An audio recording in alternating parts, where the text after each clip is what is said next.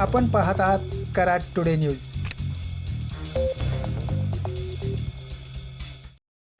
कराड नगर परिषद व शहरातील हॉकर्स हातगाडा संघटनेची बैठक आज नगर परिषद सभागृहात संपन्न झाली।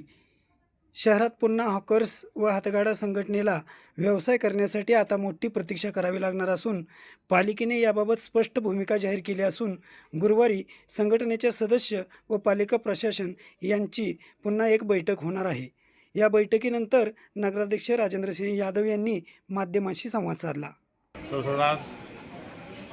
शहरामध्ये जे अतिक्रमण मोहीम चालू आहे त्या अनुषंगानं आज संपूर्ण हॉकर्स संघटनेची किंवा त्यांच्या सर्व सदस्यांची आज या ठिकाणी कराड नगरपालिकेच्या सर्वसाधारण हॉलमध्ये आज मीटिंग पार पडली। या मीटिंगमध्ये कराड शहरातील हॉकर झोन फायनल करणे व नो हॉकर झोन फायनल करणे अशा पद्धतीनं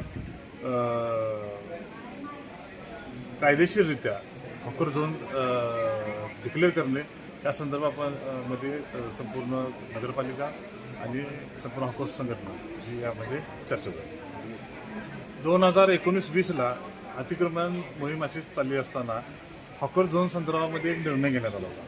तो निर्णय सर्वमान्य होता, परंतु दुर्दैवानं त्यावेळेला दुसऱ्या दिवशीच लगेच कोविडचं लॉकडाऊन चालू झालं, त्यामुळे तो निर्णय प्रलंबित होता।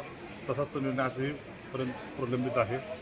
निश्चितपणे कराड शहरातील हॉकरच्या संदर्भामध्ये एक सकारात्मक चांगल्या पद्धतीनं तोडगा करण्याच्या दृष्टिकोनातून गुरुवारी सकाळी 11:30 वाजता मीटिंगचं आयोजन करण्यात